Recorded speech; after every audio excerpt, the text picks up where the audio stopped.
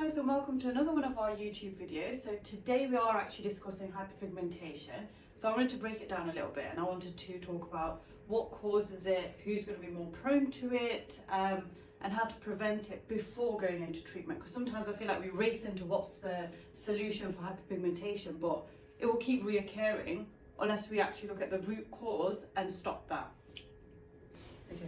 So my name's Fizz and I work for Neo Elegance. I've been in the skin industry for over a decade. To be honest with you, I still like doing the treatments. I'm still in clinic, but I also do skin training and education as well. So I dabble between the two. So first of all, are you using a sun factor? You might have heard your esthetician or therapist or your TikTok guru telling you how amazing sun factor is. But did you know it's only a protection? It's a prevention. It's not going to actually treat the hyperpigmentations there. You need an anti-pigment corrector. We'll come to that in a second, but we're using a good sun factor suitable for your skin type, your skin condition is really important. There's two different types of sun factors, so there's physical and there's chemical. So I prefer physical because it tends to sit on the surface of the skin and it helps to prevent the UV from going inside. The chemical sun factor is slightly different with a slight chemical reaction that goes inside. The reason why people prefer the chemical sun factor is because foundation tends to sit better on top of that, because chemical sun factors tend to sink in a lot deeper. It's just about finding what works for you, but you do need to use a sun factor. The second thing is, are you using an anti-pigment corrector? Now that's really important because you want to treat the root cause. So you want to go and use actives like retinols, tranexamic acid, kojic acid. Even if you are pregnant and you are somebody that's suffered with pigmentation your whole life, you want to try and hone it in on using the right skincare products for your skin at that time. So using things like azelaic acid in low levels for pregnancy is great, glycolic acid cleanser, and a physical sun factor. So there's always an opportunity for you to use anti-pigment correctors and a sun factor, and it's really, really crucial you do these things before embarking onto treatments, because what you do at home every single day is going to have more of an impact on your skin, more profound impact on your hyperpigmentation than just a one clinic treatment that you have maybe once in 3 months or once a month, something like that.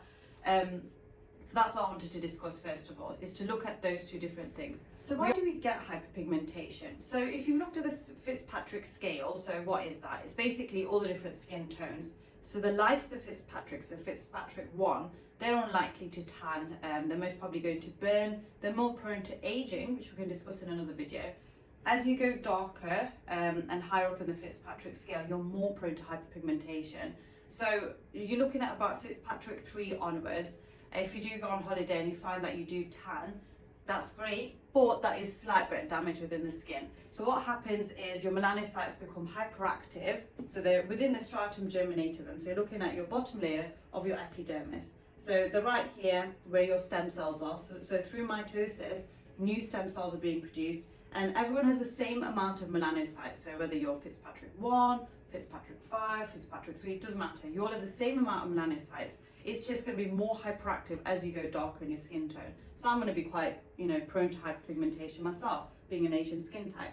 So when you do have the hyperactivity from the melanocytes, they pass through all the layers of the skin in the epidermis. That's why it's so difficult to treat hyperpigmentation, because you've got to shift it through all these layers. When it comes to the surface, it can be quite patchy as well, and it's seen as trauma. So it's a trauma response. The melanocytes become hyperactive when the skin thinks it needs to be protected. So it is trying to protect you and do good, because obviously, as we know, UV damage can lead to cancer. So it's going to protect you in that sense. But other things can cause trauma as well. Things like overexfoliation, improper product usage. You need to make sure you analyze all the different factors that could possibly be causing the hyperpigmentation. So what treatments are available for hyperpigmentation? So now that we've looked at who's more prone to hyperpigmentation, what causes it, and how to prevent it. So we've focused on the root cause. We're going to get you on some good skincare products. Doesn't need to be so, many products. It can be quite simplified, as I explained. Sun factor, good cleanser, active serum. Those are important. Now we're going to look at treatment. So with treatments, I would recommend chemical peels, microneedling, and the Hydrofirm treatment. The Hydrofirm is something that's going to allow for chemical and physical exfoliation, so it's going to help to desquamate the skin, allow the skin cells to renew, but it does it in a very gentle way, so you're not going to get peeling or any sort of downtime. There's no known side effects to it. It's going to boost collagen within the skin as well and regulate melanin activity with the red LED therapy. So it's a really, really good treatment. It also helps repair the barrier as well, because sometimes when you've got an impaired barrier, again, it's trauma. Remember what I said, trauma creates hyperpigmentation because the melanocytes become more hyperactive. So I want you to always look at the chain, not just look at what's happened and you want to try and fix that. Look at what's causing it and look at the whole chain. So that's something that you could start with, is the Hydrofirm. If you want to level up and go to the chemical peels, it's a little bit more intense. So you are going to get a little bit more peeling, visible peeling. It helps to slough away the dead skin cells, so you will see visible peeling. Everyone's skin peels differently. Some people look like dry skin, some people get sheets of skin coming off. You're not going to look like the Rocky Horror Show. I know there's a lot of videos out there where people are just sort of removing their face that's scabbed up. It doesn't need to be like that intense. That's more of an advanced medical peel. Personally, I'm not in favour of them. I'm more in favour of progressive, not aggressive treatments, because you get a better result, more long lasting, and you're not going to cause trauma to the skin. Because remember, with chemical peels, it is still controlled trauma. So you want to be quite careful. Now, the different acids that I would use are TCA, kojic acid, mandelic acid is brilliant for darker Fitzpatrick, and it will really help to slough away the dead skin cells, so you'll get new fresh skin cells. And as the layers go by, sometimes you can notice darker pigment coming about after a few peels, and you think, whoa, has it become worse? No, it just means that you had dark pigment down the layers and you are actually shifting it. Sometimes it does have to get bad to get better, if that makes sense. Now, with microneedling, it can actually break down melanin clusters that are sort of formed together. Also increases product absorption by 300%.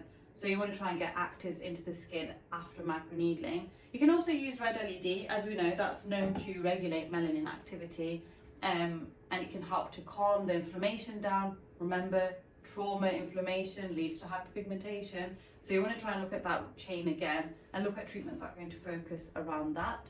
I always, like I said, look at more of a progressive treatment approach. So you can always mix and match. So you could have chemical peel, have a little break, you know, have the Hydrofirm in between, have the microneedling, then come back to chemical peel. Doesn't need to be like, you know, strict chemical peels all the way through. You can chop and change. They're also still all working on pigmentation. You've got your home care that you're working on, and you should start to see an improvement after 6 months. Leave yourself a nice, reasonable sort of band mark. Don't rush into it. To re-educate your skin, it is going to take time, because most probably that pigmentation might have been there for a number of years, and it's going to take time to shift.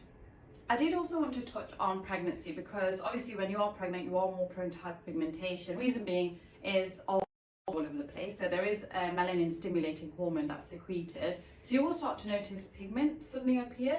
You might start to get dark neck, dark patches on your face, and you start to think, whoa, I didn't have that before. Just make sure you wear physical sun factor. Make sure you're cleansing your skin morning and evening with a good cleanser. Something with low level glycolic acid, absolutely brilliant.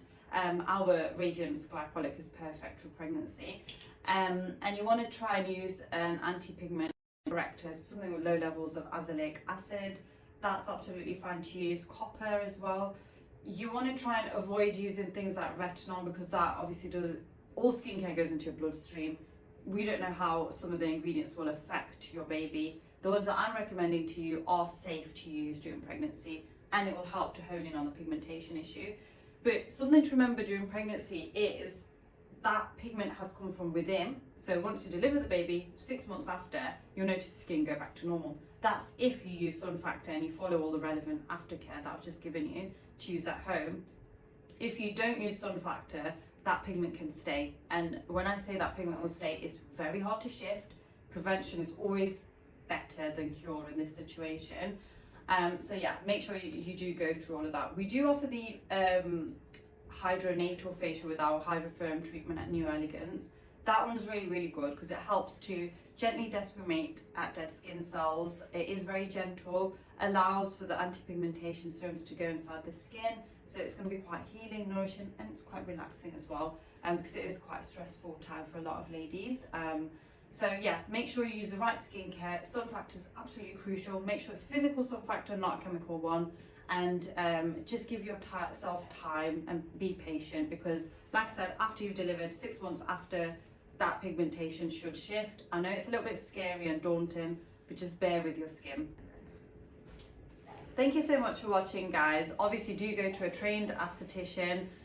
We are based in Derby with our Neo Elegance Skin Clinic, so you can always come and visit me or one of my colleagues. But don't try and do any chemical peels or needling on your own at home. There's a lot of horror stories and you can end up damaging your skin. You might think you're saving yourself money, but you're not. Also, do look at our other videos on other skin conditions, and hopefully see you soon.